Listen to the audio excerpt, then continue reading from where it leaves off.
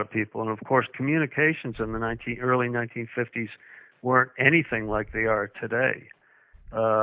So the news of that event, even though it was picked up by a lot of the major newspapers in the United States, it was only maybe a 2 or 3 paragraph story, and again, it was attributed to the infection, ergot infection of the bread, and nobody paid much attention to any other means because they weren't aware of drugs that could produce those effects in the early 50s. Wow, but it was an experiment. It was LSD, and it was nicely covered up for 50 years. There you go. And but what do you make then of the story of Albert Hofmann, the man who first synthesized LSD, and the story I guess goes that he got it. He was out in a field or something like that, a wheat field or something, and he got it on his fingers or whatever, and then he was actually in a lab. He was working with the drug, and he had developed the drug. He wasn't sure what the drug was or what it would do, and I think he spilled some either on his fingers. You're right. He got it on his fingers, and he brushed his fingers against his mouth, and then he left work to go home, and he rode his bicycle home, and it was while he was halfway home on his bicycle that the drug took effect, and people say that that was literally the first trip on LSD that Hoffman took. The things I found out about Hoffman were a little disturbing, and it's all in the book. Hoffman seemed to have a pretty close relationship with the CIA, and while after Hoffman discovered the drug, there were a number of undercover Army and CIA people who were actually working alongside Hoffman and other Sandoz scientists in their laboratories in Basel, Switzerland, not just on the development of LSD, but numerous other drugs that they were responsible for developing. Sandoz Chemical, even today, is one of the largest chemical companies in the world. Yes. Some people say it is the biggest chemical company in the world.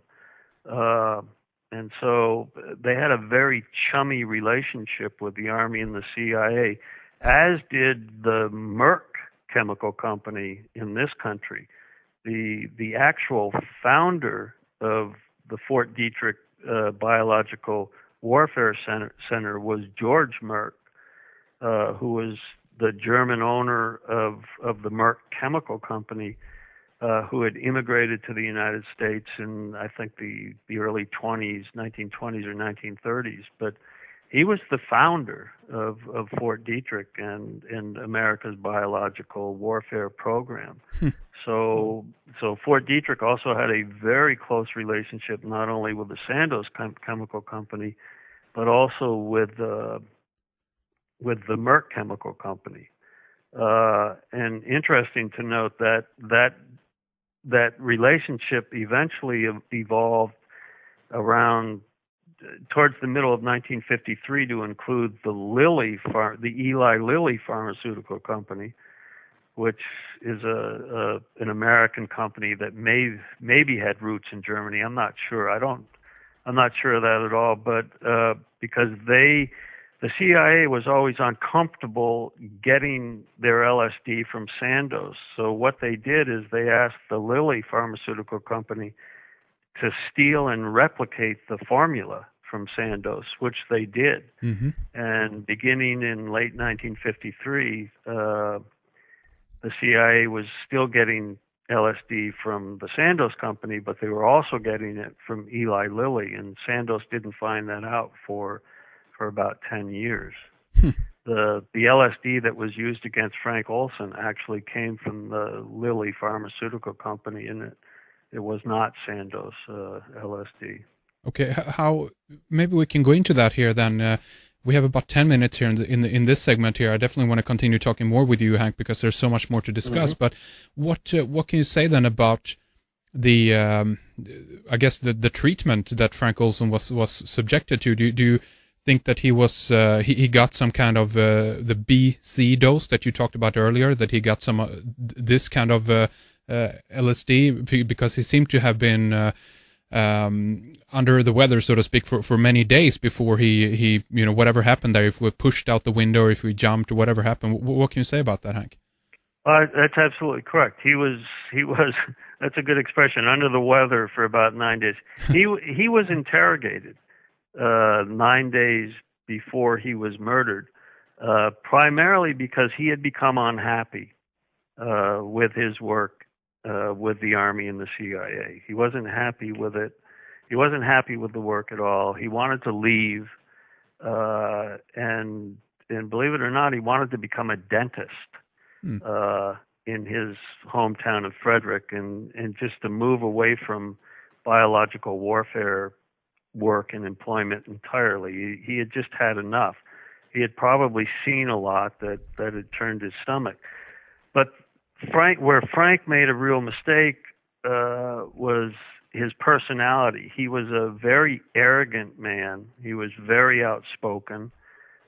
He tended to drink a fair amount on the weekends, which made his tongue even looser. And he made the mistake of speaking to a number of inappropriate people about some of the experiments he had participated in, primarily the experiment in France at Pont Saint-Esprit.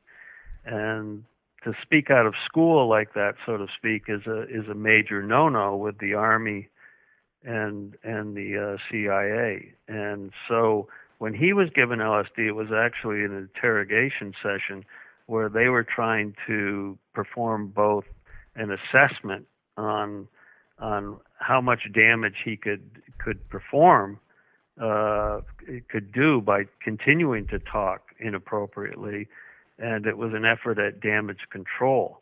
When the LSD session really didn't work, he was taken to New York City, where he died. But the reason for taking him to New York City was to continue the assessment through a psychologist that was employed by the Army and the CIA and was an expert in LSD. The reason he was the fact that he was an expert in LSD really had nothing to do with his relationship with Olson. He had worked with Olson 10 years beforehand at Fort Detrick during the war, so it was convenient to take him to this doctor. The result of his assessment of Olson was that wasn't good. It was that Olson, it wasn't going to be possible to convince Olson to stay with both the Army and the CIA, that he wanted out. Mm-hmm. And so he made the recommendation that Olson be taken back to Washington, D.C. and placed in a mental institution where the CIA could better decide what to do with him. I'm convinced that if he had gotten to the mental institution, he probably would have ended up hanging himself, meaning that someone else would have hung him, but it would have been blamed on a suicide. But what happened in New York is Olson became aware of the fact, it was hard not to, that he was in serious trouble with both the military and the CIA, and he tried to leave from his handlers and from the hotel a number of times, but he was apprehended and brought back. He begged his boss to let him go. He actually said, "Please let me disappear. If you let me go, you'll never see me again. I'll just disappear."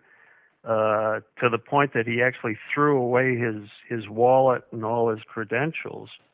But of course, that wasn't going to happen as far as the CIA was concerned. And when they tried to move him in the middle of the night, to remove him from the hotel, to take him by car to a mental asylum in Maryland and outside of Washington, D.C., he put up a struggle, and in the process, he was thrown through the hotel window.